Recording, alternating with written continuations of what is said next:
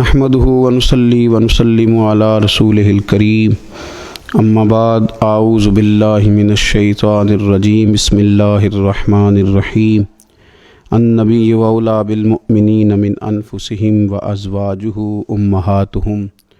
صدق اللہ العظیم الصلاۃ والسلام علیک یا سیدی یا رسول اللہ وعلی آلک واصحابک یا سیدی یا حبیب اللہ اللہم صلی علی سیدنا و مولانا محمد معدن الجود والکرم وآلہ وصحبہ وبارک وسلم۔ حمد و صلاۃ کے بعد اللہ تعالیٰ نے قرآن مجید میں ارشاد فرمایا ہے کہ النبی اولی بالمؤمنین من انفسہم، فرمایا یہ نبی مسلمانوں سے ان کی جانوں سے بھی زیادہ قریب ہیں۔ وازواجہ امہاتہم، اور ان کی بیویاں مومنوں کی مائیں ہیں۔ نبی پاک صلی اللہ تعالیٰ علیہ وسلم کی تمام ازواج مطہرات مومنوں کی مائیں ہیں۔ مومنوں کا ان کے ساتھ خصوصی تعلق محبت ہونا چاہیے، رشتہ عقیدت ہونا چاہیے۔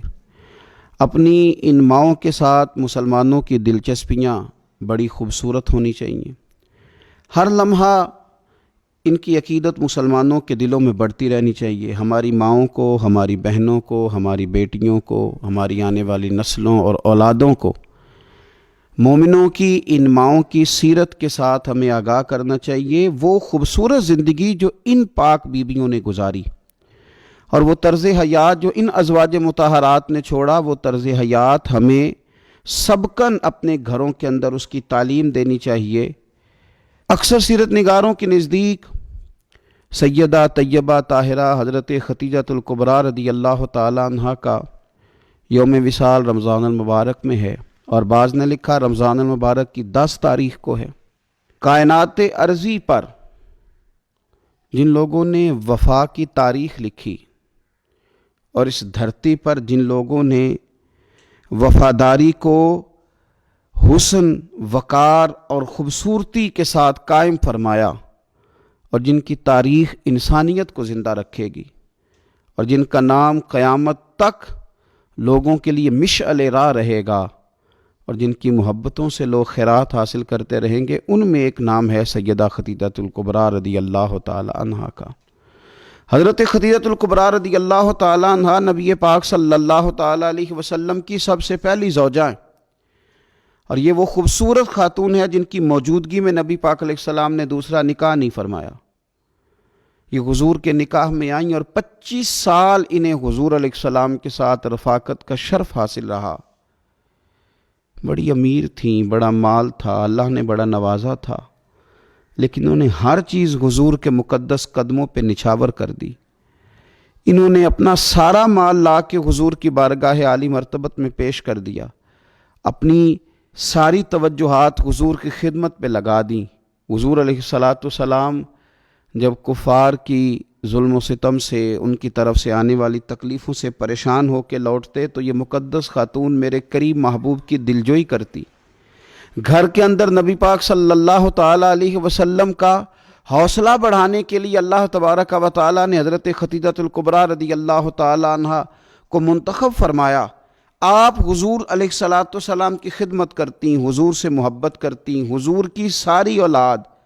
سوائے ایک صاحبزادے کے حضرت خدیجہ الکبریٰ کے بطن نور سے ہوئی۔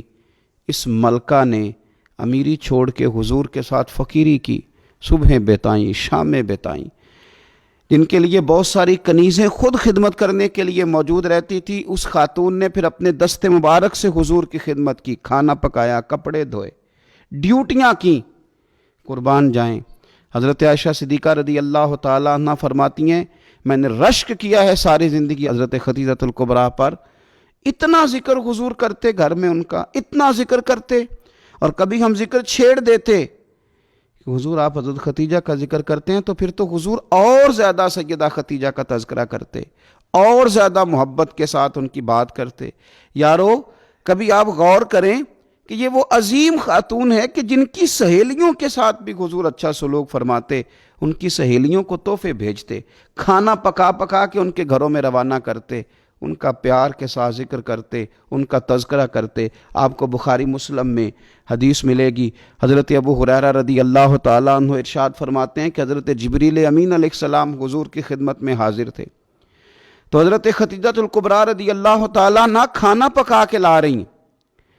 تو حضرت جبریل امین علیہ السلام عرض کرنے لگے، یا رسول اللہ یہ خدیجہ کھانا لے کے آ رہی ہے، اس کے برتن میں آپ کے لیے کھانا ہے، سالن ہے، حضور جب خدیجہ آ جائے تو اسے اس کے رب کا سلام کہہ دیجئے گا، رب نے ان کے لیے سلام بھیجا ہے، انہیں اللہ کا سلام کہہ دیجئے گا، رب کریم نے سلام بھیجا ہے۔ اور فرمایا رب کریم نے ان کے لیے جنت میں ایک گھر بنایا ہے اور میں اس کی بشارت دینے آیا ہوں، وہ موتیوں سے بنا ہوا گھر ہے جس کے اندر کوئی شور نہیں ہوگا، کوئی تکلیف نہیں ہوگی، جو رب کریم نے سیدہ خدیجہ الکبریٰ کے لیے بنایا۔ بڑا بڑا لوگ مدر ڈے مناتے ہیں، ماؤں کا دن مناتے ہیں، ماؤں کے لیے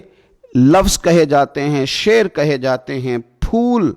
بھیجے جاتے ہیں، پیار کی بولی بولی جاتی ہے۔ کائنات میں اگر لوگوں نے مدر ڈے منانا ہے، ماں کا دن منانا ہے، تو سیدہ خدیجہ الکبریٰ کا دن منایا جائے، اس ماں کا دن منایا جائے جس نے ماؤں کا وقار بلند کیا، اس عظیم خاتون کا دن منایا جائے جس نے لوگوں کو بتلایا کہ کائنات میں وہ بیویوں جن کے خاوند، جن کے شوہر دنیا میں کوئی بڑا کام کر رہے ہیں، وہ عورتیں اپنا کردار اس طرح کا بنائیں کہ وہ معاون بن جائیں، وہ مددگار بن جائیں۔ اگر وہ عورتیں حضرت خدیجہ الکبریٰ رضی اللہ تعالیٰ عنہا کا نقش قدم تلاش کر لیں گی، ان کا اسوہ نور اپنا لیں گی، تو ہو سکتا ہے کہ ان کے خامد اگر کوئی خیر کا کام کر رہے ہیں، کوئی بھلائی کا کام کر رہے ہیں، کوئی خدمت دین متین کر رہے ہیں، اس اسوہ کو اپنانے کی وجہ سے وہ ڈبل کام کر سکیں گے، شوہر پہلے سے زیادہ خدمات سر انجام دے سکیں گے۔ اس خاتون نے اپنی وفاؤں کا رخ اس طرح موڑا کہ اگر میں کہوں کہ وفا کا دوسرا نام ہی سیدہ خدیجہ الکبریٰ ہے، اگر میں کہوں کہ ادب کا دوسرا نام ہی سیدہ خدیجہ الکبریٰ ہے، اگر میں کہوں کہ شوہر کی فرما برداری کو کسی ایک جملے میں سمیٹا جا سکتا ہے، تو اس جملے کا نام سیدہ خدیجہ الکبریٰ ہے۔ سلام اس ماں پر جس ماں نے ہمارے پیارے محبوب علیہ السلام کو اتنا زیادہ پیار کیا کہ حضور سید عالم ان کے پاس آتے تو تسلی محسوس کرتے، کریم ان کے پاس جب تشریف لاتے تو حضور اپنے دل کو راحت میں محسوس کرتے۔ حضور علیہ السلام نے ان کے وصال کے سال کو غم کا سال قرار دیا۔ آؤ اس ماں کو خراج تحسین پیش کریں، اس ماں کا ذکر کریں، 10 رمضان مبارک کا سارا دن اس ماں کا ذکر کر کے گزاریں، ان کے لیے اپنے دل میں محبت پیدا کریں، اپنی بیٹیوں کو، اپنی بہنوں کو اور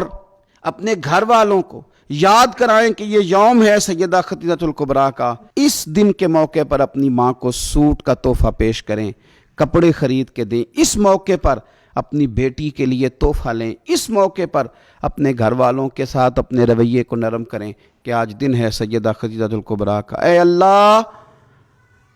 صدقہ سیدہ خدیجہ الکبریٰ کا ہم سب کی ماؤں کو جنت میں ٹھنڈی جگہ عطا فرمانا۔ اے اللہ صدقہ خدیجہ الکبریٰ کا جن کی مائیں موجود ہیں ان کے سائے عافیت کے ساتھ دراز کرنا۔ اللہ صدقہ سیدہ خدیجہ الکبریٰ کا ہماری ماؤں کے حق میں رحمت والے فیصلے فرمانا۔ آخر دعوایا ان الحمدللہ رب